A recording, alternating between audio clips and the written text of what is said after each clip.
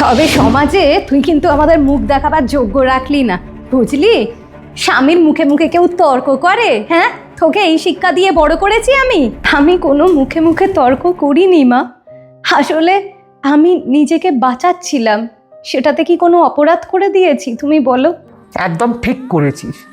যে মেয়ে নিজেকে বাঁচাতে পারে না সে আবার কিসের কালীর রূপ রে? হ্যাঁ, সে আবার কিসের নারী শক্তি? বেশ করেছিস।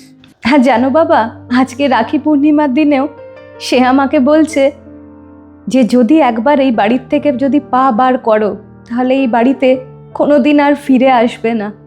আমিও কি করব, আমার জন্য প্রথম প্রায়োরিটি তো দাদাকে রাখি পরানো।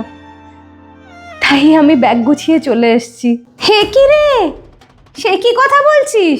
হ্যাঁ, রাখি পূর্ণিমাতে একটা বোন নিজের ভাইকে রাখি পরাবে, সেটাও আসতে দেবে না? ওরা কোন ধরনের মানুষ? হ্যাঁ, ছি ছি ছি ছি ছি ছি।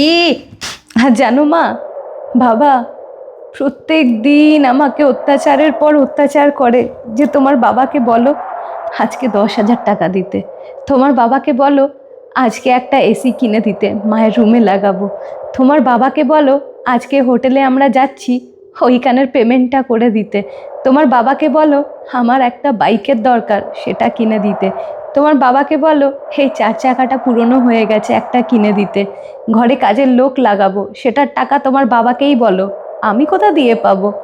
সব কাজ আমাকেই দিয়ে করায় বাবা। কোন আপদের সাথে বিয়ে দিয়েছিলুম আমরা।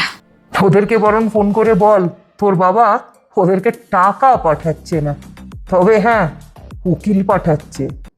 তুই আমার রাজকন্যা রে, তোকে আমরা কখনো কষ্টতে রাখতে পারি? হ্যাঁ, না ওই বাড়িতে রাখতে পারি? ওই বাড়িতে আর যেতে হবে না তোকে, বুঝলি?